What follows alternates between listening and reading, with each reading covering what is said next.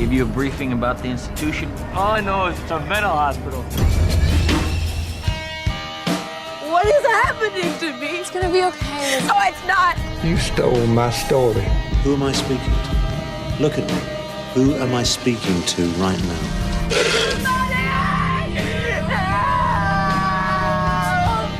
Joseph, oh my God.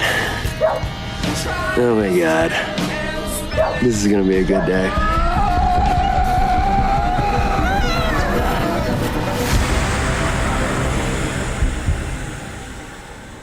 When I was going up the stairs, I met a man who wasn't there. He wasn't there again today. I wish he'd go away. Welcome back to the evolution of horror. My name is Mike, and as ever, I am your host. If you're tuning in for the first time, then welcome. In this podcast, we explore and dissect the history and the evolution of the horror genre by looking at particular subgenres one series at a time. We are currently in our 6th series exploring the mind and body in horror cinema, and this is part 33. This week's episode is sponsored by $20 patron Stephanie Ross, and this week is going to work as a little psychological horror also-rans, okay? It's going to be a little roundup of movies that we're going to recommend to you, movies mainly from the last 10, 20 years that are considered sort of very much focused on the mind, psychological horrors. Brilliant ones, actually, ones that I really want to recommend, but movies that we didn't get time to discuss in depth this series. So this episode will be completely spoiler-free. Me and my guests will just be coming at you with recommendations thick and fast, and we will advise you on where you can track down or where you can stream each of the movies we recommend. So we got lots of movies to cover. Let's get straight into it. Joining me to discuss all things psychological horror, a very good friend of mine and a long-time friend of the pod.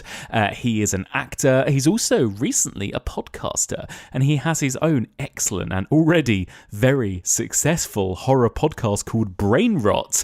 This man is the brain behind Brain Rot. Welcome back to the podcast, my fellow Dream Warrior, Stevie Webb. Hello. Hello, mate. Long time no see. I know, it's been bloody ages. We only spoke, 3 days ago for our Patreon Valentine's special at the time of recording this. But it's been a while since we talked together on the main podcast, hasn't it? I think so. I can't really remember what it was the last time. It can't have been. Reanimator. Can it? Was it Idle Hands? Oh, I forgot we did that. I know. Oh my goodness! Yeah, it must have been that. A little slight film that was, wasn't it? Idle Yes. Hands. Let me ask you. Actually, let me start off by asking you. How is your new podcast going? Because it looks like it's going very, very well. And tell us a little bit about it. Yeah, it's going well. I didn't start it for any sort of notoriety or to, get a big following. Obviously, that's a lovely bonus if that happens, but it really is a passion project. And as you know, because I've told you personally and privately that I've been trying to do this for years, and basically it's me going through the back catalogue of my 80s trash horror, the stuff that's been dismissed and disregarded, and I'm kind of exonerating it. That's how I like to think of it. And going through all those trashy 80s films, but getting a different guest each week, and mixing up the guests between horror heads and people who don't give a toss about horror, just to get a real wide demographic of people. And I'm absolutely loving it. And obviously it's very informative, because I haven't seen most of these films for over 20 years, and they're never quite how I remember them, but I'm having a brilliant time. So good. It's such a lot of fun, and I love the guests that you get, because people that you might not necessarily expect to pop up on a horror podcast, right? Like you had Stephen Fry talking about an 80s movie called Slugs is one of the most enjoyable things I've experienced in a very long time. And that was I chose that very deliberately. I'm trying to match up films with people, so I thought, what could I put him through? And it's one of the most trashiest, horrendous, hilarious, gory creature movies of the 80s, so that was an absolute buzz. So good. So people can just find that podcast in all the usual places, can't they? Yeah, it's Brain Rot, that's the podcast, so you can just search for that, and it's right there. Love it. So, on the other end of the spectrum, because we know that you're a fan of your kind of trashy 80s movies, right? We're going to something a bit more respectable this week, almost, it feels like, right? Classy. Classy. This is something that has occurred a lot as we've talked throughout this series about, quote-unquote psychological horror. Yeah. Tends to have a bit more of a prestigious reputation, right? Whether it's Silence of the Lambs or, all your kind of like serial killer thrillers. You tend to get bigger names, bigger stars, bigger budgets. Are you a fan of these films generally, like these sort of what people might call thrillers or psychological horrors? I really am, and I forget that's the thing. So I don't seek them out because, as we just said, my it's no secret that my tastes are a little less classy and somewhat trashy. But I forget how much these really get under my skin. These when it's something that's focused on the mind or what the mind can do, it makes me very uneasy. Because and especially when it does have these, you can call it a psychological thriller if you want or whatever, but the elements that it's true horror. True horror is what the brain can do, and it affects me massively. And a lot of the films on this list really fuck me up.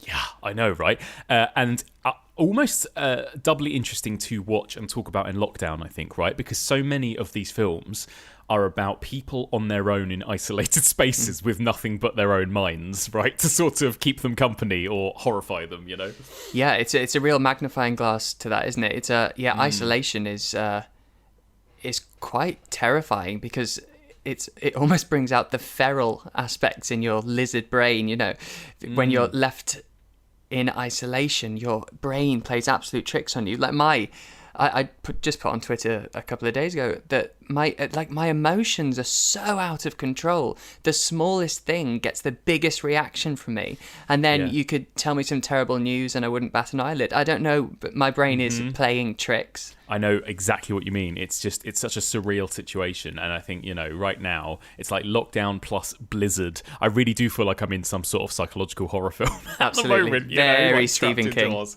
Very Stephen King. Why do you think it is that these films are somehow considered more respectable? The films we're about to talk about have everyone from like Johnny Depp to James McAvoy to Ray Liotta and all of these like big stars, big names, big directors. Not the sort of people that you'd necessarily find in a movie you'd discuss on Brain Rot, right? Yeah, well, certainly not. I think it's something to do with it being slightly more academic or medical. There's something about it because there's no monster or anything otherworldly or supernatural. I think people like to regard it as a worthy, more serious film because it deals with real life aspects of horror. And yeah, I mean, you can split them up as much as you want, but horror is horror. It's horror. And actually, as much as you can split up that sort of mind and body, there is also a lot of body horror in some of the films we're about to talk about, right, as well. There are some wince-inducing, squirmy moments in some of these films as well. Yeah, a few of these, we'll talk about them. There are a few moments in these films that honestly will stay with me, like the imagery of some of them or the tableaus in some of the films are astonishingly effective. Agreed. So we're going to do, as we do with these sorts of episodes, we'll run through a list. We've narrowed it down to like a list of 10 of our faves, haven't we? Recommendations. We won't spoil too much about any of them, so there'll be virtually spoiler-free recommendations, and we'll try and find where people can find them and watch them as we go as well. Yeah. So we're gonna go sort of chronologically, right? Sort of movies from the last sort of 20 years or so. So Stevie, what are we gonna start off with? Well, we are going to start with 2003's Identity, directed by James Mangold. It was an accident. We had an accident. And we got stuck, and we couldn't get out. We couldn't get out because of the storm.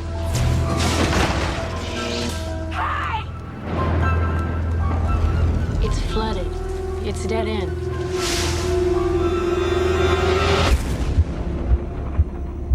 What happened at the motel? People started dying. This was loosely based on And Then There Were None, the Agatha Christie novel, which it's a long time since I read it, but it's fantastic. So I'll just give you my little mini synopsis without giving too much away. Okay. Through a series of minor disasters and a battle with bad weather, 10 strangers are stranded at the rickety motel in Nevada. When it's revealed one of the strangers was in the middle of transporting a dangerous criminal, the tension and the fear mounts for the remaining 8. Intercut with this story, we follow the arc of a murderer who is in the midst of a last-minute trial the day before execution, as new evidence suggests that he was not mentally sound when he committed the crimes. One by one, the stranded guests are murdered, and it's then a race against time to identify which of them is the killer.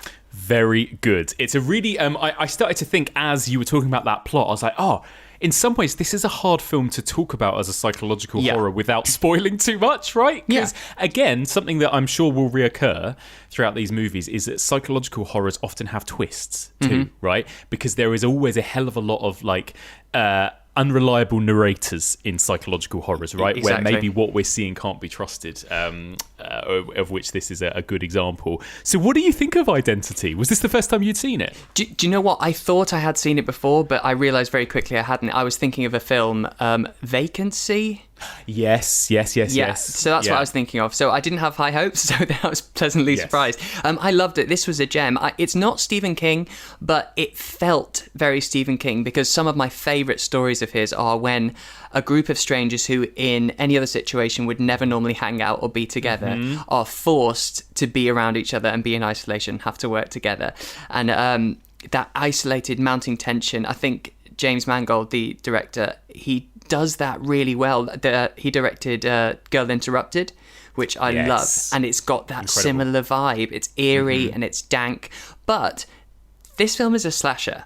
I'm just going to put it out there. It's a slasher. Even when you said, and then there were none, I was like, oh shit. That's like the sort of template for a slasher, and then there were none, right? That is exactly... Completely. It's absolutely... Yeah. It's a body count film. It is a body count film, and they're even, every time there's a body, this is the real Agatha Christie sort of moment, there's a room key next to the body, and it counting down from 10, and you've got 10 people, so they're each going to get it, and then of course you're going to be left with the final 3 maybe, and one of them has to be the killer. I find it very interesting. It was written by written by Michael Cooney, who wrote the horror film Jack Frost about the killer snowman. And he also directed that's a very Stevie Webb kind of horror film. Exactly. So this is quite a departure. I will say, I think it demands quite a lot of brain juice from you towards the end to keep up with the psychology of the narrative, but it also leaves a few things up for debate. I know certainly me and my boyfriend had slightly differing theories about a couple of things afterwards, but that's always a good thing. Yeah, I really like it because it's got a really weird mix of, trashy kind of body count movie, like a slasher, and then sort of high-end prestigious psychological thriller, right? It is literally a body count movie, but it's one that stars John Cusack, Ray Liotta, Alfred Molina, Clea Duvall, Jake Busey, like all of these people kind of pop, John Hawkes, quite a big cast of famous faces that keep popping up throughout as well, and Clea right? Duvall pops up in there. Yeah. But I must say, Ray Liotta and John Cusack playing the most Ray Liotta and John Cusack characters I've ever seen. It's quintessential. So good. But it's an absolute treat. And, without spoiling anything, there's also, you realise very quickly there's another element. Something is going on. It's not normal. It's not just people at a motel. It's almost very contained, they can't leave here. I mean, they can't, it's not literally like that, but there's something else going on. And without ruining anything, it goes into all that. Exactly. It's a hell of a lot of fun. I loved it. I still think to this day it's really fun. Really enjoy rewatching it. So that's Identity from 2003. And you can stream that right now on Amazon Prime in the UK. So it's definitely worth checking out. All right. What is next on our list? Next is 2004's Secret Window. Oh. You stole my story. I don't believe I know you. I know you, Mr. Rainey. That's what matters. You stole my story. Kind of an amazing coincidence. The stories being so much alike. Her death will be a mystery. Taught down, he said. The guy calls himself Shooter. Maybe my name, not Shooter. So it's based on the novella Secret Garden, Secret Window, which is from Stephen King's 1990 collection of novellas, 4 Past Midnight. And it was directed by David Coep, who did Jurassic Park. Well, not directed it, but he wrote the screenplay. Yes, for that and the sequel. So here's my... It's a little bit longer, but here's my non-spoiler synopsis. Go for it. Secret Window centres around a thriller novelist, Mort Rainey, who 6 months ago caught his wife in bed with another man and has since isolated himself in a log cabin in upstate New York, suffering from writer's block. One day, a disgruntled man called John Shooter arrives unannounced at his cabin with a manuscript, accusing Mort of plagiarism. When Mort reads the manuscript, he discovers it is word for word the same as one of his previously published novels. Both men are adamant that they came up with the story first and set out to prove so. But then soon murders begin, and Mort is concerned for his own safety, and it becomes apparent the only way to end this nightmare is by proving that he wrote the story first. Very good. So, classic Stephen King, isn't it? Writer in a cabin on his own, the perils of being a writer. It's a classic Stephen King story. What do you think of the film? This film doesn't get a lot of love, but I adore it. I think this must have been the 4th time I've seen it. I haven't seen it for a while, but I love it. I think because, as you say, it is quintessential Stephen King. And also the film, it feels like a book. In a positive way. Yeah. It's descriptive and it's visceral. You can almost smell the log cabin and the fresh air. Performance-wise, John Turturro is absolutely magnificent as John Shooter with his Mississippi drawl and his dead eyes. It really creeps me out. Actually, it reminds me. It's reminiscent of Kane from the Poltergeist sequels. Oh yeah. Oh god, yeah. Scary. So yeah, it's so unnerving, and it really, really reminds me of that. I think it's great. I think it's easy. It's a relaxed watch. Yes, I think that's the way to describe it. I don't think the twist is actually very well disguised. I won't say what it is. I think it's quite detectable early on, but I don't think that affects the experience when watching it. I think that was what disappointed me a bit with this film, is that I felt like it was all a bit signposted and a little bit like one of the sort of lesser Stephen King adaptations for me. Unfairly in my head, maybe I compare it to something like Misery, or something like that, which is such a kind of high benchmark, I suppose. But it has got quite a, like you said, it's got quite an atmosphere. It's got quite a tactility to it. I think it's quite textured. Yeah, and that's what I love. I think maybe for me, I just adore it because it takes me into that Stephen King world that I know so well from the books, and immediately I can hear the crickets, and I don't know, it just drags me in, and I think it's great. I think Johnny Depp's really, really good in it. He brings that Johnny Depp style of comedy to the role, which it might feel slightly out of place in the film, but I think it's necessary as the film is mostly just him on his own with his thoughts. It's a weird role for Johnny Depp to have suddenly done, because that was real, like, at the height of his Pirates of the Caribbean sort of fame, I seem to remember at this point, right? And it was quite strange to suddenly see him pop up in this, like, little psychological horror film. But yeah, it was nice to see him not be Captain Jack Sparrow for a bit at this time. Yeah, totally. Absolutely. And of course, I'm just looking at the director's other credits, David Kopp, and he also did Pirates? No, he didn't. He did Stir of Echoes with Kevin Bacon. Do you remember that? God, that's such a good film. I recently watched it again, and it's terrifying. Properly scary, and there's some nasty fingernail body horror in that as well, I seem to recall. So there you go. It's of that similar sort of level, right? Sort of, yes, a little bit kind of straight to DVD type horror film, but a good one at the same That's why time. I say it's a relaxed watch. Yeah, absolutely. I feel like it's Sunday. You can pop it on whilst you're doing breakfast or something. Absolutely, especially right now. Snowy day indoors. Pop on some Secret Window. Why not? So that's Secret Window from 2004, and you can also stream that right now on Prime Video. Okay, what's next? What is next? Is it? Yes, I think it's Shutter Island. Yeah, here we go then. Gentlemen, welcome to Shutter Island.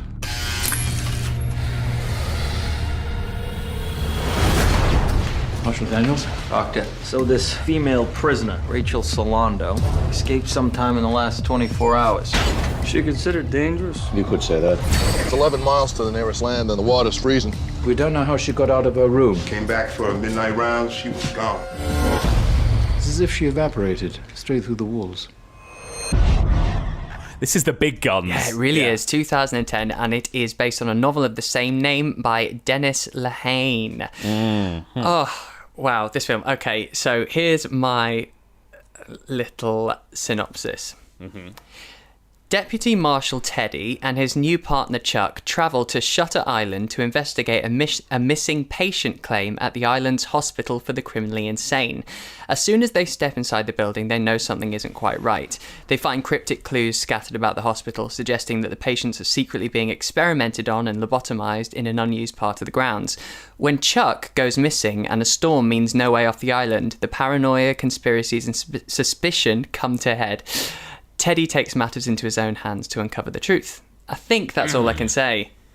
Very good. Yeah, I agree. This is a good one, isn't it? What do you think of this film? I fucking love it, mate. I think it's absolutely brilliant. I've seen it a few times now, but it's the neo-noir setting and the atmosphere. It fucks up your footing from the first frame.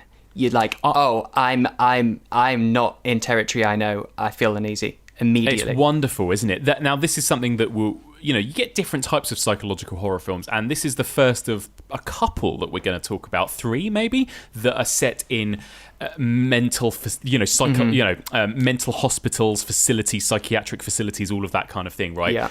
These places are always scary in horror films, right? Because they really kind of double down on making them look like kind of terrifying kind of hellscapes or prisons or something. Absolutely. Asylum films are, they get right under your skin, and you're worried. You feel like you're going to be committed. It just puts, you don't want to put a step wrong, and you're on edge the whole time. That's why the Asylum is the best season of American Horror Story, just for that reason. It absolutely is. It's scary. It's scary because, you're scared of the patients because they might be criminally dangerous. You're scared of the doctors because of how they treat the patients and what they do to them. And there's always some sorts of experiments or something awful going on, you know. You're scared of the actual place because it's usually really like run down and grotty and terrifying and gothic. It's like, it's got all the elements, hasn't it? And this kind of almost sort of B-movie story, but in the hands of Martin Scorsese with Leonardo DiCaprio and Mark Ruffalo. And it's like, holy shit, I love seeing people like this take on what is essentially a B-movie, right? I love it. I love it. It felt like a gift to us. It felt like they were all just acknowledging our genre. Yeah. Because, I mean, I don't know how they refer to it, but it felt like very much for us going, by the way, we know you're out there and we know you like this stuff. I mean, it's when he first enters the grounds and you see one of the patients in the garden and it's that slow shot of her looking up and she is... It's haunted me, this woman who's sort of balding and her eyes are sort of white and odd.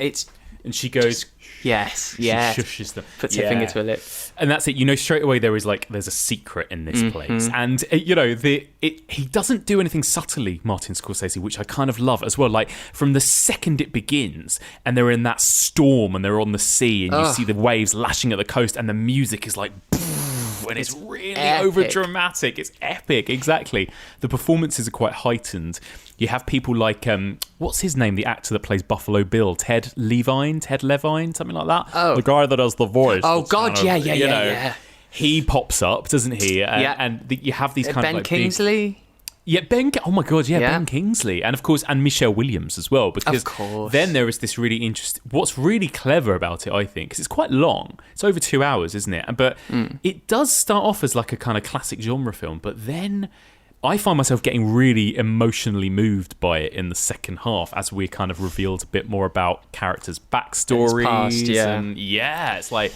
It really goes places you're not expecting as well, doesn't it? Yeah, again, like Identity, it requires a lot of brain juice, as I said. It really does. And there's there's definitely a couple of points that are a little muddy, just for me. I don't think for everyone, just the way my brain works.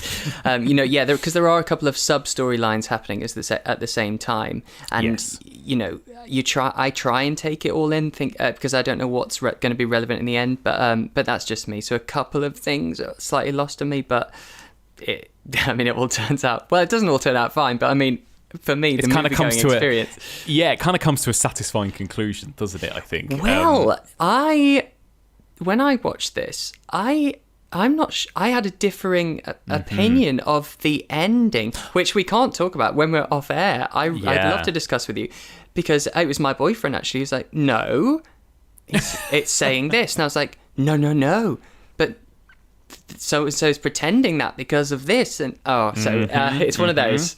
It's so good. Well, I love that it's beautifully ambiguous, I think, the ending, and you can kind of make up your own mind, as with so many of these films. It's a great watch. And, to all those people because there are a lot of critics that kind of poo-poo this film as like one of Martin Scorsese's like kind of silly throwaway movies that he did in between doing his bigger stuff. But I'm like, I would rather watch this than rewatch The Irishman or, one of his big 3-hour mob movies, personally. Yeah, same. Again, I always enjoy his films, but I don't seek them out. So this is a little treasure in there for me. It really is. So there you go. That is Martin Scorsese's Shutter Island from 2010. You can stream that on Netflix and on Now TV right now. Definitely check it out. Wonderful. All right, we're up to our next entry on the list, number 4. What's next, Stevie? We're doing it. We're doing Creep 2014. Hi. Oh, I'm sorry. I didn't mean to scare you. I'm assuming you're Aaron. Yeah, I'm Aaron. Nice to meet you. Joseph. Oh my God. This is gonna be a good day. So the reason I've hired you is because I have terminal brain cancer, and I want you to film me to make a video diary for my unborn son. You ready for this? Okay. Creep is about a videographer called Aaron who gets a job for an eccentric man called Joseph. Joseph has recently been diagnosed with a brain tumour and his wife Angela is pregnant. He wants Aaron to document his last days for his unborn child to watch when he's older. Joseph is playful and hyper, something Aaron is a little taken back by. When there's no sign of Joseph's pregnant wife and Aaron becomes increasingly uneasy about some of Joseph's behaviours, things go from strange to scary. With Joseph continually convincing Aaron to stick around and keep shooting, it becomes apparent that Aaron could be in grave danger. Love it.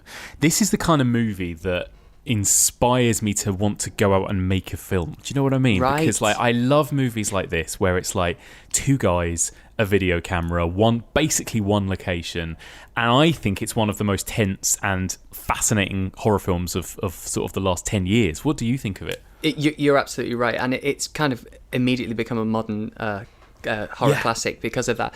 I didn't think technically it's found footage, isn't it? I didn't think one could get me like this anymore. It's been a long time. And yet I was petrified. There was moments when I was absolutely petrified, and I've seen all of this before, these tropes, but it's done in such a truthful and human way. I think that's what it is, because it doesn't seem like there's any acting going on, so much so that Mark Duplass, who plays Creep, whenever I've seen him in anything else subsequently, I don't trust him and I'm freaked out. He does because he does it so well. My heart was in my chest. It's wonderful, and it does what I think the best psychological horror movies do, which is it makes you kind of second guess and rethink your own preconceptions and things. And I think there is at the beginning of this film, you think that this man, who may or may not be, he seems mentally ill. Is he going to be dangerous? And then you start to think, actually, no, maybe he's not. Maybe our other character has read this whole situation wrong. But it keeps everything so ambiguous all the way till the end, doesn't it? Where you don't quite know at any given moment which character to trust and which one might be of sound mind or whatever. Totally. It's so clever. Yeah, and Mark Duplass plays Joseph as someone where you're not sure whether you should feel sorry for them or be terrified of them. And if you were in that situation, you'd be worried that showing them that you're scared of them would hurt their feelings because they're unstable. And so, because they might not be a psycho, they just might be eccentric. You wouldn't want to upset them and set them off. It's so it plays into those fears so much. Totally. And actually, it has like you said, it's just so human, I think, and it's sympathetic, and also it plays on something that I find even more terrifying in certain films, and we're going to talk about this with the next entry too. Kind of human awkwardness, right? So it's like people awkwardly interacting with each other in enclosed spaces, like kind of that sort of horror as well comes into this, where it's like even before anything overtly horrific happens, you just feel so uncomfortable because it's relatable as well. That feeling of being uncomfortable. You're so right. And just one more thing about Creep, I will say, I truly think this is one of the ones where the final moment is one of the most chilling sequences in recent horror. I absolutely got goosebumps, and even thinking about it right now, I've got a chill at my back. It's fantastic. My blood ran cold. It's wonderful. So that is Creep from 2014, which you can stream on Netflix. Everybody should check that out. And should we just very briefly also mention Creep 2? Yeah. The sequel to this, which came out a couple of years later, which is, I think, just as good in a way. Did you enjoy Creep 2? Completely. You think it's going to be more of the same, but there's a spin on it, isn't it? Where the person that he brings in is almost the one that you feel like you should be scared of. Yes. Because he brings in a girl who I can't remember. She's a YouTube. Yes. So she's like runs an a YouTube influencer type person. Yeah. But she's very dark and has a very morbid sensibility. And so he brings her in hoping to sort of scare the fuck out of her, but she rises to it quite a lot and challenges him, and so it leaves you in a wonderful place where you're not sure where this is going to end up. And again, the very end is truly terrifying. It's brilliant. It's so good, isn't it? Like, just like the first one, you wouldn't in a way think that they could recreate that again. That mystery of who here is the creep, who here should we not trust? Right, yeah. And it manages it again in such an interesting way. Yeah, they both make a really good little pairing. Both available on Netflix, and they're both only about 80 minutes each. So, you could almost just double bill them together, couldn't you? So totally. much fun. Do it. So there you go. That was Creep and Creep 2, both available on Netflix. Please check them out. I mean, I just love all of these films so much. What's the next film? Speaking of movies that I love. Yes. Well, I feel like you've actually even covered this on a full episode. Do you know what? Have you not? Haven't, and I should have. But this is the first time, Stevie, I'm getting to talk about this film. So, right. Well, I'm very excited about it. I won't ramble too much and let you get in your feelings for once. So this is 2015's The Invitation. I'm so glad you're here. We've got a lot to talk about. So much to celebrate tonight. Each and every one of us is on a journey, and we feel that it's important to be on that journey with the people you love. Everybody, this is my friend Pruitt.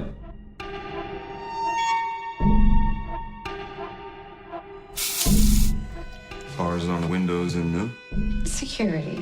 Safer. You've been acting so suspicious of our hospitality. Well, Jesus.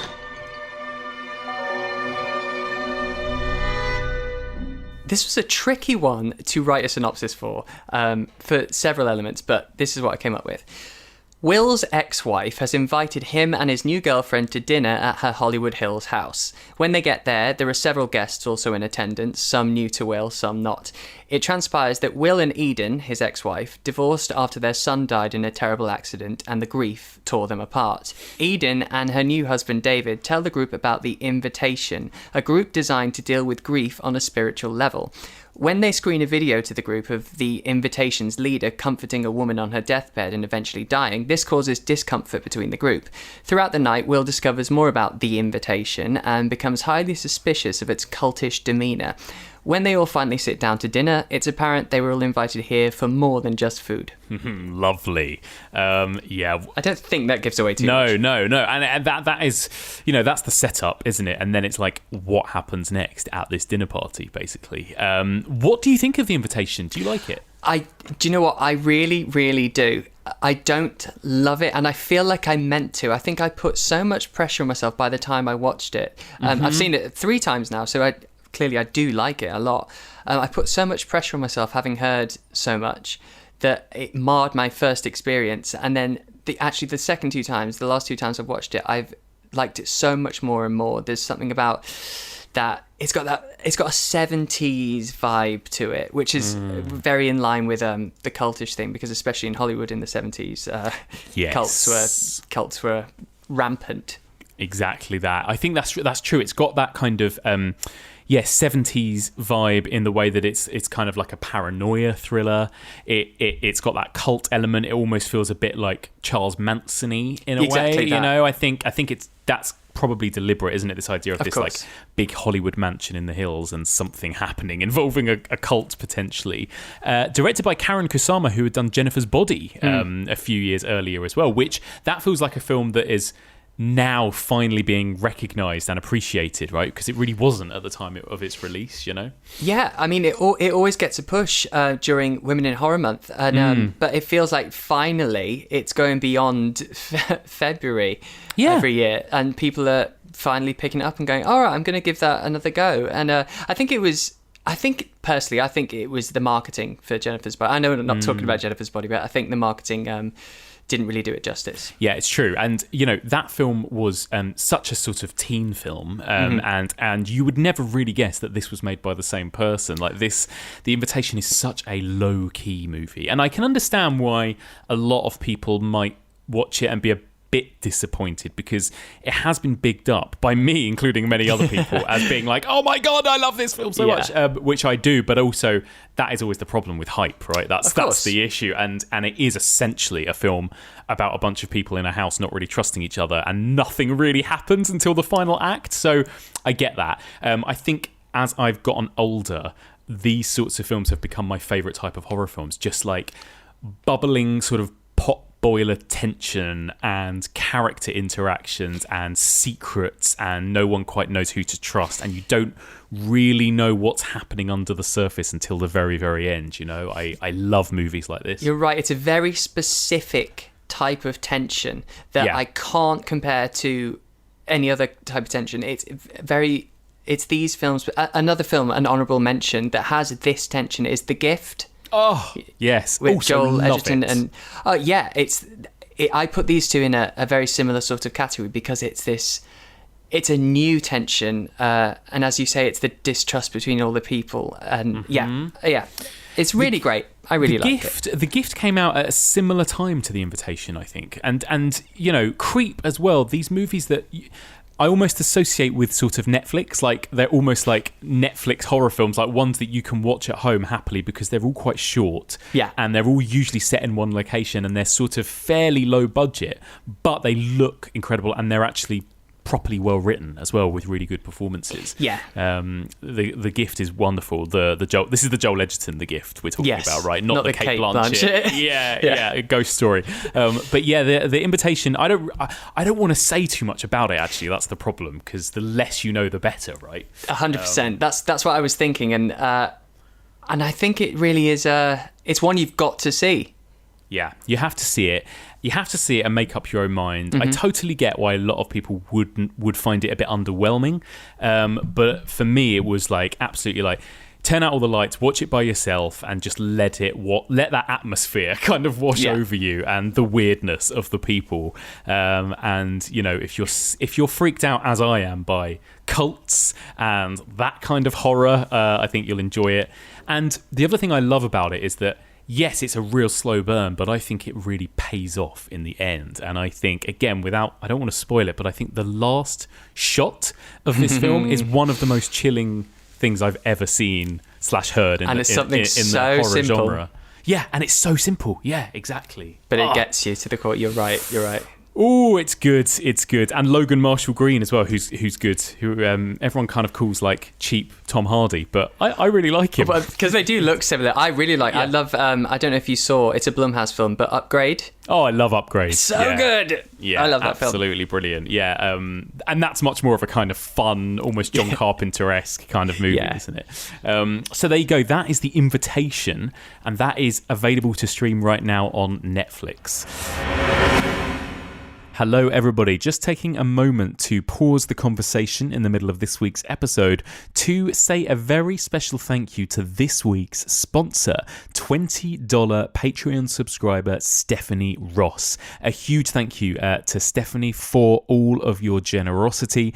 Stephanie sent me a little message. She said, "Hi Mike, this week I would like to thank all of the hardworking content creators who have made this weird year seem a little less lonely and helped our global community feel more like a family. I don't have my own podcast or anything to promote, but I do have something to share.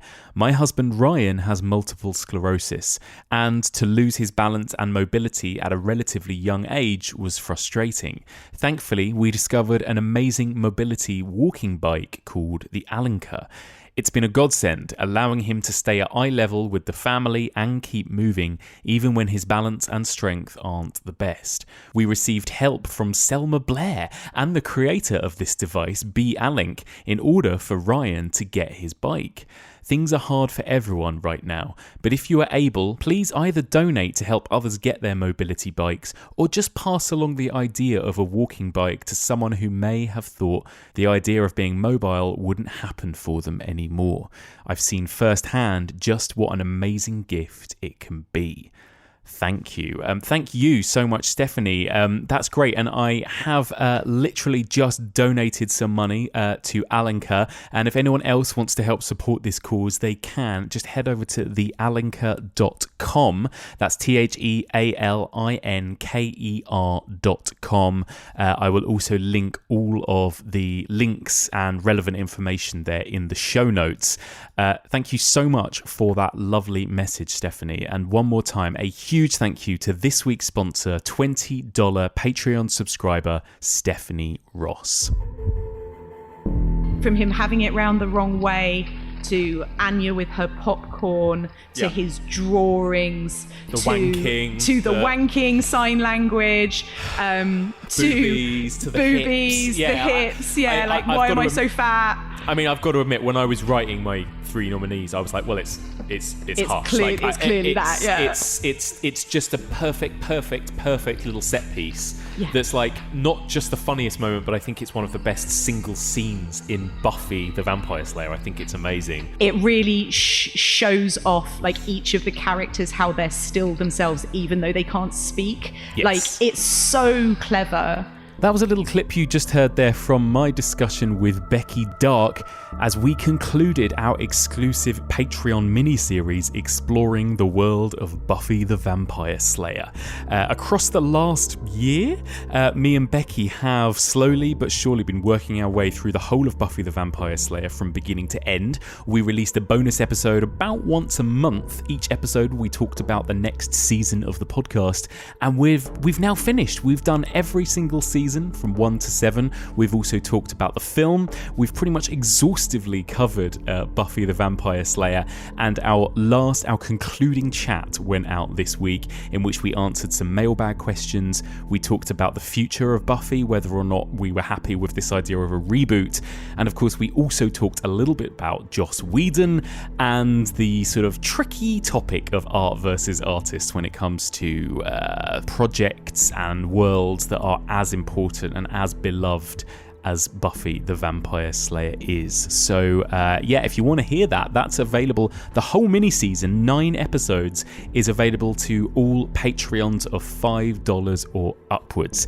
Head over to patreon.com/evolutionofhorror. Now, if you sign up, you can sign up at either a $3, $5, $10 or $20 level. For $3, you'll get access to our newsletter, and you'll also get to vote in Patreon-only polls. $5 will get you at least 2 bonus episodes every single month.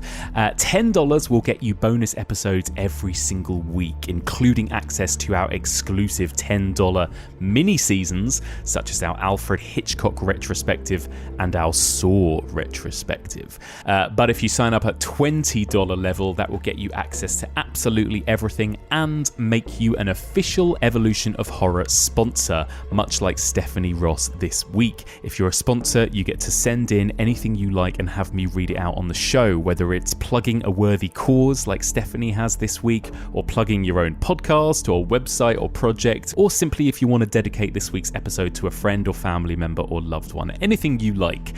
So those are all the different tiers you can sign up at, but everybody who signs up, if they're UK based, gets sent an Evolution of Horror sticker, and everybody who signs up, no matter where they're from, will get a little shout out on the main podcast as a thank you. Speaking of, I'm going to give everybody who signed up in the last couple of weeks a very special thanks. So a big thank you to Paul McNeil, Mitch Dresser, Christopher Morgan, Andrew Ball, Quasar, Caitlin Phillips, David Hedrick, W. Pacheco, 88 miles per hour DeLorean, excellent name, Jill Flanagan, Sunny Marwood, Amber Rose Concepcion, Alan Walsh, Joe Higgins, and Sam Hankins. A huge thank you to all of those people. And one more time, if you want to join them and if you want to get treated to regular bonus content and more, sign up now. Patreon.com/Evolution of Horror.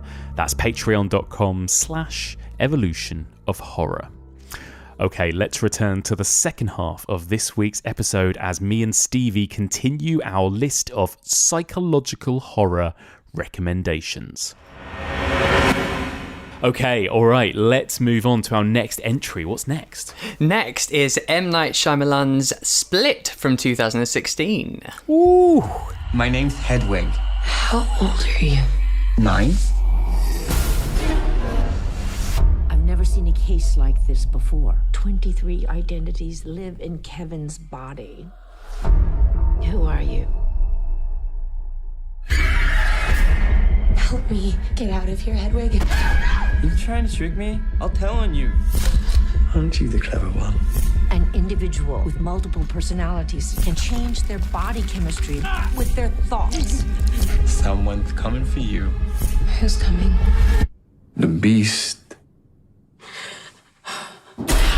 So, let me ask you before we talk about Split, are you a Shyamalan fan? Because, you know, he's got his haters and he's got his apologists. What do you think of him? Yeah, well, you and I, we actually talked about The Village, didn't we, on the the Folk also rant. I'm a massive fan. I don't think he gets enough credit for his writing. I don't think that is focused on as much as the twist or the star names or the direction. I think his writing, he writes really, really well for actors. And I think it's so overlooked, but he fleshes out every character, even the most insignificant sort of supporting characters. I think he takes his time and he fleshes them out. And I'm a big fan. I don't think there's any... actually, what's that Mark Wahlberg one? Well, he had a bad period in the middle. And I think that's interesting as we begin to talk about Split because... you know, he had that incredible trajectory of his career where he burst onto the scene with The Sixth Sense, became like one of the biggest grossing movies of all time, massive sort of, made him a household name instantly, basically, didn't it?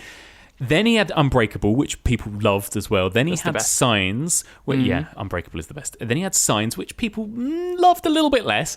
And then The Village, which we talked about, which had its haters. Yeah. And then it seemed like his films just got more and more unsuccessful, right? From Lady in the Water to The Happening to The Last Airbender, and suddenly he went from being this kind of like wunderkind of Hollywood to being a joke. Basically, it was like people would laugh and groan when they saw his name pop up in a trailer. Like he was known as the guy that made garbage by like the late 2000s. Such a kind of quick decline, you know? Yeah, really the rise and fall in such a small amount of time. I think a lot of it, you know, with the first three, especially with Sixth Sense and Unbreakable, these were ideas he'd incubated for years, you know? Yeah. And then I think with the later, you know, studios wanted more M. Night Shyamalan films and they were like, come up with an idea, get it out. And so I don't think they were cooked as long. No, and it's always that thing, and I don't know whether this is his fault or studios, but he was like a victim of his own success in that it was an M. Night Shyamalan film, therefore it had to have a twist, therefore it had to have this, it had to have this moment of suspense, and it was like, it almost became self-parody almost, didn't he? Very quickly. So he kind of hit rock bottom, and he was almost like, will we ever hear from him again? And then he basically started his career again from scratch with Blumhouse. So Blumhouse hired him to write and direct Split and gave him a tiny budget, a Blumhouse-sized budget, whereas, his previous couple of films were like giant blockbusters and were huge flops. Now he had to go back to the beginning and start with very small indie horror films, essentially. And he did The Visit, which was a found footage movie made for next to nothing, and that did really well. And now he comes out with Split. So, Stevie, what's the story of Split? Right then. Split follows a man called Kevin who has dissociative identity disorder, or DID, and houses 23 different personalities in his brain or psyche. Some good, some bad. When one of his personalities, Dennis, kidnaps 3 teenage girls and locks them in his bunker, we and the girls slowly get to know several of his personalities. The girls try their best to escape by squeezing information out of Hedwig, which is Kevin's youngest personality, but the stronger personalities are no match for them. So we learn of a 24th personality called the Beast, who is believed to be of superhuman strength and rage, and he is on his way. So the girls have to find a way out before Kevin's ticking time bomb of a mind unleashes the Beast. Amazing. Just you describing the plot makes me sort of chuckle thinking about various moments of this film. What do you think of Split? I'm not ashamed to say I think it's fucking great. I love it. There's not one moment that dips for me. It's constant, and it's very rare when a film does that to me. So I'm holding my hands up and saying I think it's great. It's entertainment. That's what it is. It's I love the theory of it. I love this theory that each personality has its own biological makeup. So one of the personalities, I just found it fascinating, the idea of it. One personality may have diabetes, so the body needs insulin injected, and then another personality doesn't. And yet it's the same body, but doesn't need it. They have different strengths. And I just love this concept. And as a part, it's a gift of a part, isn't it? Any actor would absolutely kill to have a stab at playing someone with all these personalities, but not everyone could do it. Hardly anyone, actually, and I think James McAvoy is pretty marvellous. It's so good. Yeah, James McAvoy, absolutely scenery chewing like we've never seen before, and I think you're either going to be absolutely on board with that or you're not, right? But I think he's a joy to watch, from when he's like, hello, my name is Hedwig, and and he's like this little boy with a lisp. He's so over the top. I just had a hot dog. Yeah. Yeah, and then he's like, Patricia wearing a skirt and being very camp and being like, it's one of the most camp movies I've ever seen, isn't it? But I agree. It's hammy as fuck. It's so enjoyable. It's 2 hours. It flies along because it's so silly and it's really enjoyable. And like you say, M. Night Shyamalan, he writes fun, interesting stories and fun, interesting roles. There's also this whole other storyline going on at the same time with Anya Taylor-Joy's character, who also has a sort of backstory. And it does that M. Night Shyamalan thing where it kind of drip feeds you different people's stories, and you're starting... I don't know if you get this, but I'm constantly figuring out, like, okay, what is this twist going to be? How are all of these threads going to eventually come together? But that is also really part of the fun of it, I think, isn't it? And another thing, I think I spoke about this when we talked about The Sixth Sense on the podcast, but another thing that M. Night Shyamalan is quite clever at doing is sort of setting you up with one genre and then slowly revealing that it's a different genre. Like The Sixth Sense doesn't reveal itself to be about ghosts until about halfway in. That's right. And Unbreakable, of course, famously, you think this is some sort of psychological thriller, then it becomes a superhero origins film, right? And Signs is kind of an alien horror film, but then it kind of becomes about faith and religion. Religion. And The Village obviously has a big turn point as well. And like all of these films sort of... he sneaks in other stories through the back door in the second half almost. Yeah, and that's very true. This does the same thing, right? You think this is a film... It's set up at the beginning almost like you're watching some sort of Hostel-style, like, abduction thriller, I think. And then it's like this psychiatrist being like, well, some of his personalities have special abilities and some have, like you say, some have diabetes and some don't. And you're suddenly going, oh, okay, hang on, this is this a supernatural film? What's going on here? And it kind of keeps you guessing, doesn't it? Yeah, and it's built up that one of these personalities is possibly superhuman, and we do get to meet the Beast. I won't spoil it for anyone, but I think there's something lovely and quite healing about the idea that the broken are more evolved. I think that's even said in the film, and just how that maybe actually the people that we dismiss and say have problems are actually the ones who are further and more advanced than us. And I think it's a lovely little message somewhere in there. It's because great. It goes for Anya Taylor-Joy's character as well, being broken in, from her past. Yes, exactly. It's a really fun little thriller, isn't it? And I won't give away. I'm sure now most people at this point probably know what the deal is with this film in terms of what's revealed at the end, right? Yeah. But what did you think of that reveal? We won't say what it is, but... Do you know the strangest thing? Watching it, I'd seen Split before, but watching it yesterday, that post-credit... Well, I call it a post-credit scene, but I think it's just tacked onto the end. I never remember seeing it until yesterday. So obviously I know the connections that have come out later within the wider M. Night Shyamalan world or universe. But I didn't remember seeing it. And so I saw it for the first time yesterday. I was like, oh my God. That would have made my jaw hit the floor, but it didn't the first time, clearly. It's so funny. Have you seen Glass, his next film? No, I haven't yet. Sadly, it's not very good. Come on, M. Night. Let's, rein it in again, I think. It's like Glass tries to go a bit too big and bit too epic, and it's like, bring it back down. He's so good at like little low-key character psychological thrillers, isn't he? Yeah. Just FYI, there is a brilliant TV show called Servant, which you can stream on Apple TV+. I don't know if you've seen this, Stevie. I've seen it. I've got Apple TV Plus in it, and it keeps shouting at me to watch Servant. This is M. Night Shyamalan. Yeah. Well, he wrote and directed like the first few episodes, and now he just like exec produces the series. But it's so good. It's like a really fun, again, quite camp, quite over the top, but very creepy, small chamber piece. And I've never really seen this done before, but it's a whole TV series that is entirely set inside a house. And the whole series, like not a single episode ever ventures outside this house. So it really feels claustrophobic. And it's like 4 characters, and it would fit very well in this list that we're doing because it's very much like who's quote unquote crazy and who isn't, basically, and your sort of alliances and allegiances are constantly shifting. It's very good. My list is so long at the moment, so that'll go on there, but it might be a while till I get to it. It's an easy watch actually because they're only 25-minute episodes, which is what sucked me in. I was like, oh, perfect. It's like WandaVision length episodes, basically. So yeah, that's what you want. Love. So there you go. That was Split from 2017. Sadly, you can't stream it for free anywhere right now, but you can rent it online in all the usual places, or you can, buy a DVD or a Blu-ray if you want. If you're a fan, if you want to support M. Night, pick up a Blu-ray. Okay, all right, Stevie, what's next on our list? This is Steven Soderbergh's Unsane from 2016. What am I doing in here? Take off your clothes down to your underwear. I'm not sure what's happening here. The door's locked. It would be better for everyone, especially yourself, if you just do as I ask. There's been some kind of mistake. By signing this, you've consented to voluntary commitment. I am being held here against my will. Do you know how many calls the cops get like that every week? Those are from crazy people.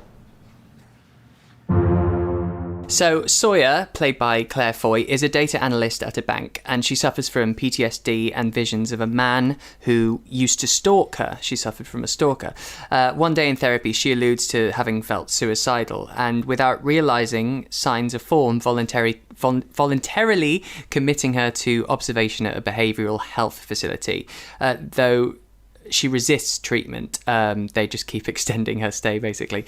One day she comes face to face with her stalker, who has somehow managed to get a job working at the facility, and her outrage and accusations only cause her more trouble. And we follow her journey, all the while wondering if what she's seeing is true or if it's part of her neurosis. This is a scary concept that always scares me, this idea of kind of gaslighting, this idea that our main character is told she is insane, right? We touched upon it with Shutter Island, but the fact that she goes in for a very quick kind of consultation with a psychologist, and then they're like, oh, just sign this paperwork, and she signs it without realising, without looking at it, and suddenly they're locking her up and putting her in a straitjacket, and it's like, it's my absolute worst fear. It's terrifying. It's terrifying. Yeah. And the frustration that I feel as a viewer of witnessing how everything she does and says is making it worse for her. And you can see it happening, and you're like, oh God, no, that's just going to make her look more crazy. And she's just trying to tell everyone that she's not crazy, and that makes her look more crazy. And it's so frustrating and stressful. That's it. It's the most stressful film. It's a really stressful watch. What do you think of it in general? Do you think it's a good film? Do you like it? I do. I really like it. And it's shot on an iPhone 7, yes, which is very interesting, I thought. And I think it adds something, because it's not absolute perfect HD quality, but it kind of feels like you're in there and you're on your phone, because it's looking through. We're so used to that quality, whatever the quality is on our phone. Our eyes are so used to it that it's real life. Mm-hmm. So when you're looking at it, and watching the film, it feels like you're in there with her. And so many times I wanted to kind of say to her, shush, don't say that, you're going to make it worse, because it's like, you're getting us in trouble here. Yeah, exactly. I love the way it looks, that kind of iPhone look. This became a bit of a trend in the last 10 years, didn't it? Yeah. I remember that film Tangerine that was so successful because it was shot on an iPhone. And Steven Soderbergh, obviously, hugely respected director, and his films often look so stunning, like whether they are the Ocean's films or Out of Sight. They have that kind of like sleek, beautiful gloss to them, don't they? And yeah, seeing him do this on an iPhone, and everything looks so grim and grainy. Yeah, and there's no depth. There's no depth, but you're right. There's something about it that makes it feel really real, and like you're trapped in these situations, and you're trapped with Claire Foy's character, and those kind of extreme close-ups of her face. Yeah. And sometimes it almost looks kind of surveillance-like as well. Yes. It makes it feel kind of extra real, like found footage or something. I think it's a really good film, this. I think it's great, and I think the less with this one you say about it, because it really leaves it open to interpretation, whether you're with her mindset or if you think she's just mad, and it's so frustrating. But the final act is truly stuff of nightmares. It's great. It really is. It goes full out horror, doesn't it, as well? Yeah, that's the thing, totally. Which again you don't necessarily expect from a film starring The Crown's Claire Foy, directed by Steven Soderbergh, and that's such a treat to see them. Really, they go a bit schlocky in that final act, and I love it. It's brilliant. Did you know as well that the man who plays the orderly, who she thinks is her stalker, is Josh from the Blair Witch Project? What? Yeah. Josh! Josh! So when Josh goes missing in the woods, he actually goes off and becomes a stalker. It does come to a head in the woods. Yeah. Oh my God, really? How weird is that? That's so exciting for me. Yeah, I know, me too. So a bit of in our eyes, horror royalty. Royalty as in we've got the chick from The Crown, but real royalty in that we've got the star of the Blair Witch Project. Oh, that has blown my mind. So good. Okay, so that was Unsane. Again, you can't unfortunately stream it for free right now, but you can rent it in all the usual places. And it's worth a watch, right, Stevie? It's a good, fun film. This is... I was going to say this is in my top 3 of the list, but they all are pretty much so far. But it's one of my absolute favourites on this list, so yeah. Love it. There you go. All right, we're doing well. We're rattling through them. What's next on the list? So next is 2016's A Cure for Wellness from Galvabinsky. We'd like you to go to Switzerland and bring Mr. Pembroke back to us. What we offer here is a process of purification, away from the pressures of the modern world. You plan to take Mr. Pembroke back with you? Is that a problem? He's a patient, not a prisoner. You here for the cure? No. Actually, I was just leaving. No one ever leaves. This was inspired by the 1924 novel The Magic Mountain by Thomas Mann. Mm-hmm. So, we'll talk about it. This is my... it's hard to write a synopsis because there's a lot fucking going on in this film, let me tell you. So this is my attempt at a synopsis. Lockhart, played by Dane DeHaan, works at a high-profile financial services company in New York. On the cusp of a major merger with another company, some imbalances are discovered in his company's books.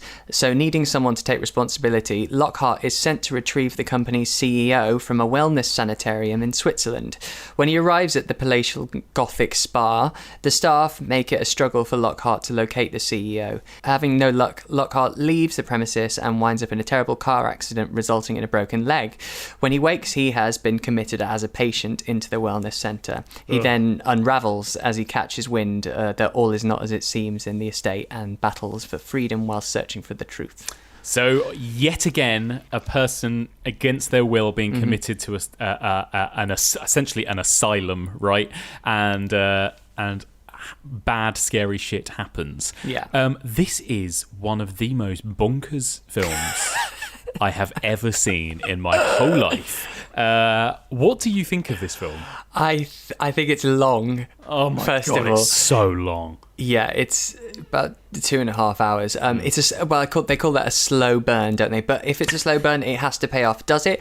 I think the very final act, yeah, it does. Mm-hmm. Also, what really saves the length is the production design. It is absolutely stunning. Beautiful. I mean, it is heart-stopping in some places. There's some scenes where the set pieces will stay with me for a long time. There's a section where he's submerged in a kind of zero-gravity water tank. That's a highlight, that whole sequence.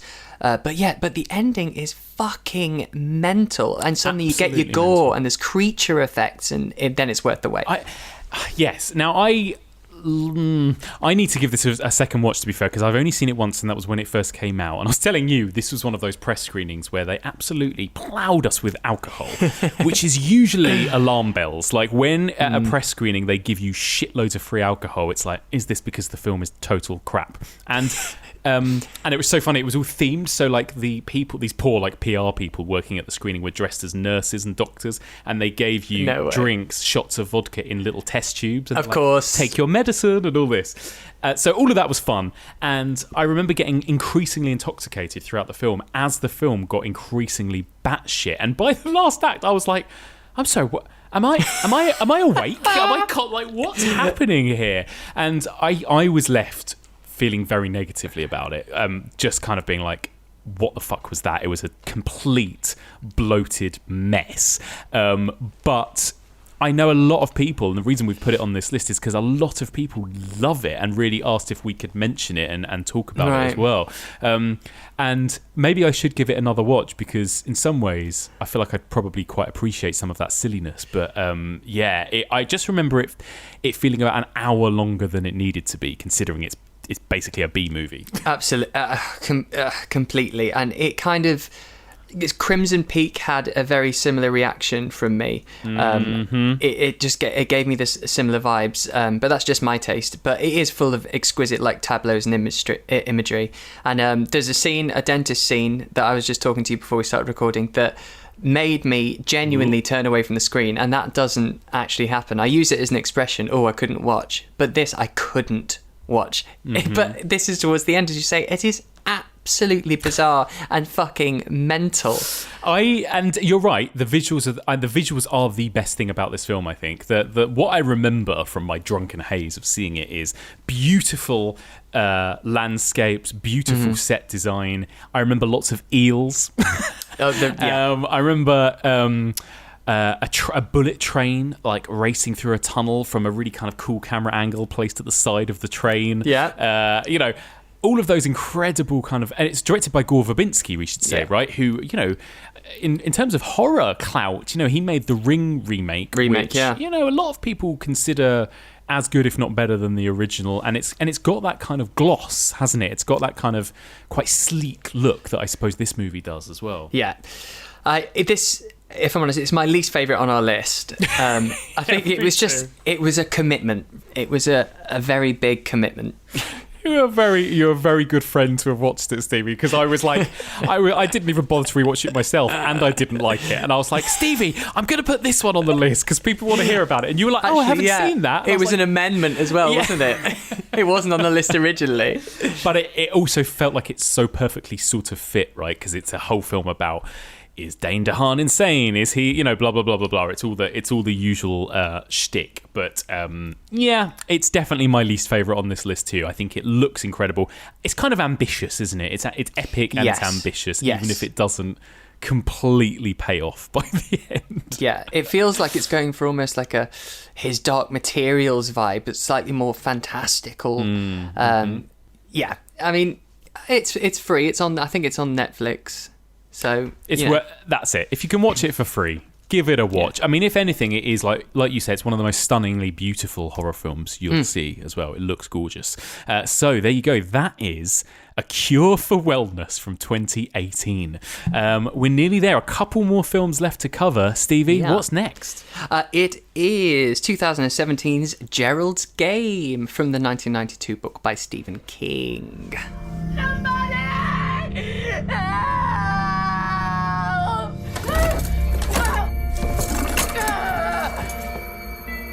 Wake up. Just wake up. It's time to wake up, honey. 5 hours you've wasted screaming for neighbors that are half a mile away, if they're even here yet. How long do you think someone lives without water? That will not work. You can pull till your wrists break. You're not getting out of those cuffs. You're not real. You're not real. Oh, another Stephen King. Another single location, couple of characters. Give us the plot rundown, Stevie. Sure, yeah, this isn't very long at all. So Gerald and his wife Jessie take a trip to an isolated cabin in the attempt to reignite their relationship and improve their sex life. When Gerald wants to try some more dominant exercises, such as tying Jessie up and tying Jessie to the bed, she obliges. Unfortunately, Gerald then has a heart attack and dies on top of Jessie.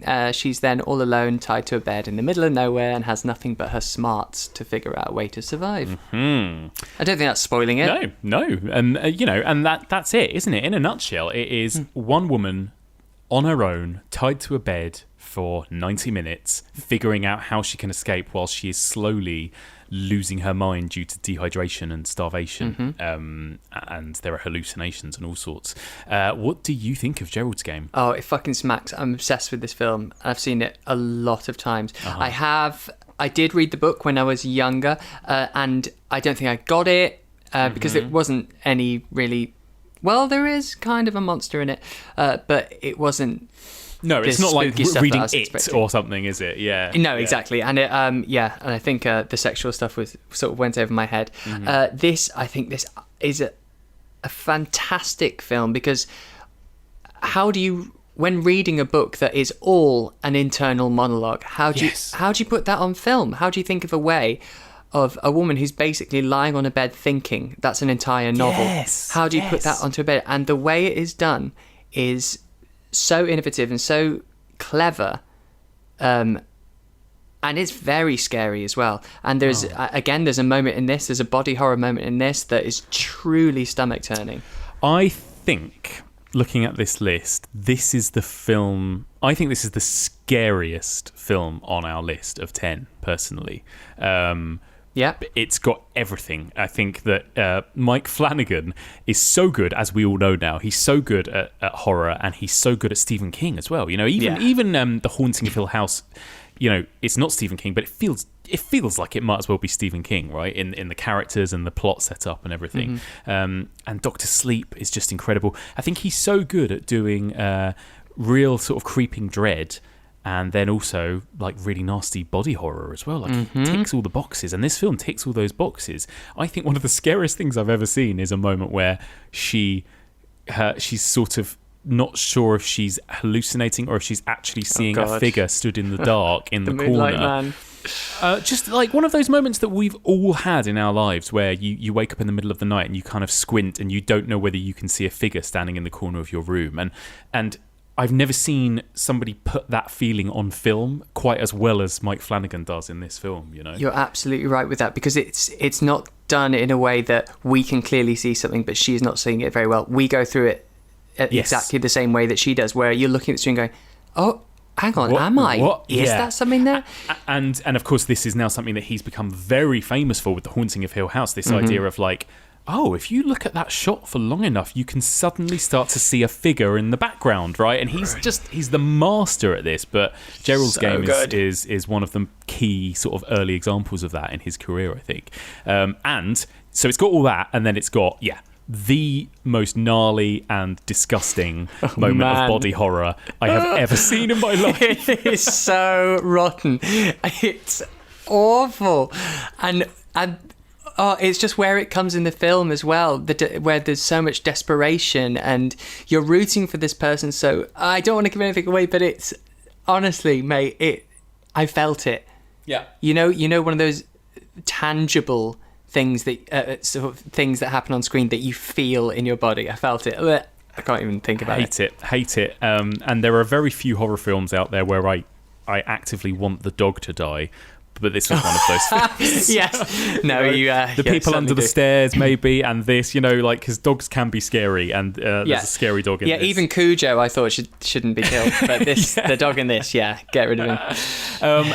And without spoiling too much, Mike Flanagan is often criticised for his schmaltzy endings. So is Stephen King, for that matter. Were you bothered by the sort of slightly more sentimental ending to this film? No, no, not at all. I think it warrants it, and I think with what we've just been put through, I think you kind of need it, and it is very Stephen King, and as you say, kind of Mike Flanagan now. But fuck it, just leave me glossy and happy. Yeah, absolutely. Let me have a little cry at the end of that horrible, traumatic experience that was that film. So good. So that is Gerald's Game, and let me just look it up. It's on Netflix, I think, isn't it? Should be. So that's Gerald's Game from 2017, and that is also available to stream on Netflix. And you know what? Like, check out all of Mike Flanagan's films while you're at it, because go and watch Hush as well, which is another very stripped down sort of single location thriller, right, as well. It's brilliant. Cat and mouse thriller. There's so much good stuff, and I think that's available to stream as well. I'm sure I'm preaching to the converted with most horror fans, but Mike Flanagan, just give everything he's made a watch. Yeah, he's like our new demigod. He is. So there we go. So we're nearly at the end. We've got one movie left to discuss. Yeah, we are doing well on the list, and it's a recent one. What's our final movie? It is 2019's The Perfection. What is happening to me? I'm burning up. It's gonna be okay, Lizzie. Oh, it's not. Oh, God, it's not. Listen to me. Something is wrong. Something is wrong with me. Lizzie, I know. That's why we need to get you help. I'm dying. I'm dying.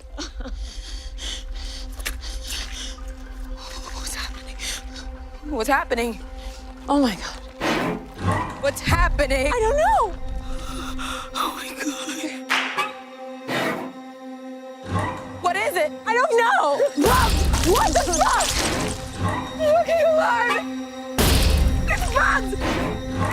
Help me. Ooh. Yeah. Give us the batshit story of The Perfection.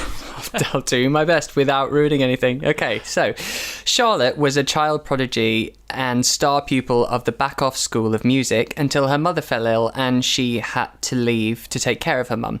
10 years later, after her mother passes away, she returns to Back-Off to act as a judge on a scholarship competition. Here, she meets Elizabeth, the subsequent star pupil who took Charlotte's mantle once she left. They strike up an immediate romantic relationship and set off on a trip together in China. En route, Charlotte falls incredibly ill and winds up in an accident that results in her losing her hand. I don't know if that ruins anything. 3 weeks later, Elizabeth returns to Back-Off to find she is no longer needed or wanted. Blaming Charlotte for the loss of her hand, she tracks her down, and then truth about the Back-Off Institute is revealed. It's I don't know. A fucking mental film, this is, isn't it? Absolutely mental. This was the first time you'd watched it, right, for this episode? Yes. What did you think? Because you said to me before, and you were like, I'm a bit... you were a bit trepidatious, weren't you, about watching The Perfection? Totally. That's why I hadn't seen it. And there's been a lot of these. There's been quite a lot of Netflix horrors, that have been thrown at us, and I got a little bit bored, and some of them just weren't hitting the mark for me, so I stopped watching them. And so this just, it didn't bypass me. I actively just didn't press play. And I didn't hear too much about it, so I thought it can't be that good. And then when you put it on the list, I watched it yesterday, and fucking hell, I loved it so much. I mean, it's kind of two films. Oh yeah, but it's got creepy crawlies, it's got gunge, it's got rape revenge, it's got everything. I'm obsessed. It's so good. It is. Somebody's written this movie like they'll never write another movie in their life. It's like I put every single thing you can imagine into it. And what I loved was the experience of, this is what I love about Netflix and streaming services now, where films just drop. You don't even necessarily have had to have watched a trailer. You just press play on something. I guess it's the closest thing to that idea of like when we used to just pick up a random video from our Blockbuster or whatever. And you don't know what film you're watching or where it's going. And you're right, like this story about these two musicians, you think, well, this is interesting. What's going to happen here? And then the direction that it goes in, like you'd never in a million years imagine where that film ends up, right, in its final act. Absolutely. And that's why, obviously, the way they advertised it didn't give anything away. And that's maybe why I was like, doesn't look that good for me, because you just saw mostly footage of two girls playing the cello, because that's the only bit they can really show before it goes fucking mental. Yeah. It's great. I was thrilled. I didn't know what was happening a lot of the time, and then it has these wonderful rewind moments. I mean, the whole film is cut into 4 acts. Yeah, but it has these very stupid rewind moments where something's happened and then it rewinds sort of to a day before or 20 minutes earlier to explain how we got to this point, and even has that sound like it's fucking Scooby-Doo or something. It does that. Yeah, it's so stupid. Oh yeah, it totally is stupid, but I love it. I think this is in a good way, but it's total trash. Yes, agreed. It's the most enjoyable trash. And, it is, and this is a real kind of mind and body one, because there is as much, it's about 50% body horror, 50% psychological, right? I mean, it really, even at the beginning, the absolute dread-inducing scene that, again, is a big fear of being, being on holiday, being on a very long trip, being on public transport and getting the shits, and and desperately needing to get out and shit yourself in front of everybody. And how far it goes is unbelievable. It goes a bit further than that. That's how it starts. You know that thing at the moment going, how it started, how it's going. It's exactly. If you use that and then the end of this film. Exactly. I think it's great, and there's not much more I can say about it except watch it. It's a lot of fun. I mean, trigger warnings for it, but it's a hell of a film, and it throws absolutely everything and the kitchen sink in there. And it is, I do get that a lot of people have had criticisms with it, or criticisms with how it portrays mental health, even just criticisms with how it portrays women and lesbians and other stuff. Like it is, it could have been made in the 80s, I think, in terms of its politics and everything else. Maybe that's why I like it. Not because I'm some chauvinistic right wing, but no, just it has got that. It's got all my elements. Yeah. Really I think you just have to not take it too seriously when you watch it, I think, and just enjoy it for the kind of really fun trash that it is. Yeah. There you go. So that was The Perfection. Absolute perfection from 2019. And that's our list. I'll run through them again. So we've got, first of all, we kicked off with Identity from 2002, Secret Window from 2004, Shutter Island from 2010, Creep and Creep 2 from 2014 and 2016, The Invitation from 2016, Split from 2016, Unsane from 2016, A Cure for Wellness from 2018, Gerald's Game from 2018, and The Perfection from 2019. What a list. I mean, these are all bangers, aren't they? In some way or another. Yeah. I mean, apart from A Cure for Wellness, I'd watch all of these again, and I probably will. I think just like my personal sort of top 3, I'd go Gerald's Game, Shutter Island, The Perfection. Love it. Gerald's Game, Shutter Island, The Perfection. I think I would go... Yeah, it's hard to argue with that, actually. I would go The Invitation, Gerald's Game, Identity. I have a bit of love for Identity. It's tough, isn't it? Yeah, I kind of I have so much nostalgic love, I think, for Identity. You know, such a fun bunch of films.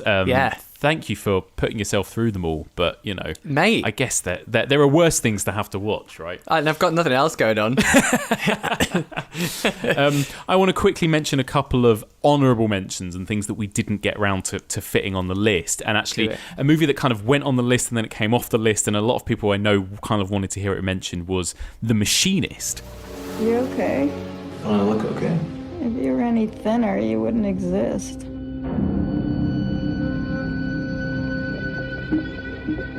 How you doing, Resnick? I've had a lot on my mind lately. There's nothing I can't handle. Radio says there's a storm on the way. I'd say it's already here. Stevie, you haven't had a chance to catch The Machinist, have you? Is that right? Nah. No, I mean, I personally don't love The Machinist. I thought it was a bit of a flat, kind of wet squib of a film, but a lot of people do really like it. So this is, I guess, the film that is most famous for having, it's the Christian Bale losing loads of weight. Yeah, movie, skinny essentially, Bale. It's what it's known for. The IMDb, just to put it simply, is an industrial worker who hasn't slept in a year begins to doubt his own sanity. So it fits the bill perfectly for this category of psychological horror. We've got Christian Bale as this incredibly skinny, looking to the point of just, he looks like he's on the brink of death, pale man who works in this horrible kind of loud industrial workplace, and it feels like he's in hell from the very beginning because of all the machinery and the cinematography and just the way he looks, and you know that he is this kind of very damaged individual, and crazy stuff starts happening and stuff starts getting darker. For me, I think it just kind of unravels to the point where it loses any sense of, I don't know, any sense of enjoyment or intrigue, I think, and it leads to a bit of a sort of a plot that we've a plot twist that we've seen a million times in these sorts of films by the end. I would say basically it's worth watching just for Christian Bale's performance. You know, it's one of those films where you think this was made so that its lead actor can get an Oscar. It's like Julianne Moore in Still Alice. Right, yes. Yeah, exactly. You know, it's one of those types of films. You know, give it a watch if you want to see some acting. But otherwise, I'm it's not my favourite. Another film that I realised that I should have put on this list that we didn't mention is The Lighthouse. Robert Eggers' The Lighthouse. Have you seen that? No, I've still not seen it, but it's on my Now TV. It's on my list. It's so good. So, of course, this is the film made by Robert Eggers from 2019. I think it was last year. You know, Robert Eggers, who made The Witch is one of my favourites of the last 10 years. Absolutely incredible film. And it's like, you know how in The Witch he really makes it feel like it's not just a film set in like the 1700s, but it feels like it was made in the 1700s. Yes. Like, you know, like it's so authentic looking. Yes. The music to the dialogue to, you know, that's what he's managed to do again here. He's like shot it on 35mm in this like weird lighthouse in the middle of nowhere. And he just creates such a mood and atmosphere. And the plot is pretty thin. It's basically two blokes played by Willem Dafoe and Robert Pattinson just losing their minds due to isolation in a lighthouse together, and it just gets like more and more deranged and more fucked up as it goes on. There is some body horror, there are some seagulls, there's all kinds of crazy stuff that happens, but mainly more than anything I just remember Robert Eggers' cinematography and sound design, like crashing of waves and this kind of like droning noise that the score is made up of that kind of sounds like foghorns and stuff, and it's just really tense and kind of hellish, you know. Can't wait. Yeah, I was going to say, have I sold that to you? Yes, mate. I mean, I was already sold. I've just not got around to it, so I can't fucking wait for that. So there you go. I had to mention those couple. And I mean, and also, you know, we've only talked about movies from the last 20 years or so. Obviously, there are movies going all the way back that deal with this kind of subject matter. A big one that we haven't talked about, which at some point we'll find room to talk about, is Misery as well, because that kind of fits sort of psychological and body horror, doesn't it, in a way? Yeah, it's one of my favourite books and one of my favourite films. God, I've got a lot of favourite films, I've realised. I say that all the time, but and it really is. You're clearly a fan of Stephen King. Yeah, right? See, that's that. I think that's a perfect film. I really do. It is perfect. It's absolutely perfect. Yeah. I mean, and there are probably so many more, almost too many to count, really. But we'll wrap it up there. Unless there's anything, Stevie, that you wanted to mention that we haven't touched upon yet. No. No. I think if anything, just I've got more appreciation. I'm going to seek out more of these films because I forget how much I love them and how much they get under my skin. Yeah, I know, and I'm kind of hoping that due to lockdown, we're going to see more of these sorts of films because I feel like these films lend themselves to small scale, single location, few characters. Films that rely more on kind of internal horror rather than external horror are cheap and easy to make in theory, right? So I'm hoping we might see more of this. Sounds good to me. Yeah, absolutely. Stevie, thank you so much. What a pleasure it's been to discuss these films with you. Where can people find you? And again, remind us where they can find your podcast out there online. Yeah, so podcast is Brain Rot, and you can find that Twitter. It's Stevie's Brain Rot. And then you can find the links on there. And my personal Twitter is Mr. Stevie Webb. Love it. Stevie, thank you very much. Thank you, mate. And that's it for this week. Thank you so much for listening, and a big thank you to my brilliant guest, Stevie Webb. So let us know what you thought of this week's episode. Are there any key psychological horror movies that we've missed out there? I know we very much favoured recent movies from the last 10, 20 years. There's probably a whole bunch that we missed out. There just simply isn't enough time to get to everything. But I would love to hear some of your recommendations. Please do get in touch. The email address is evolutionofhorror@gmail.com. You can also find us on Facebook, Twitter, Instagram, and Letterboxd. And if you want to discuss this week's episode with fellow listeners, then join the discussion group. That's the Evolution of Horror discussion group, and that can be found on Facebook.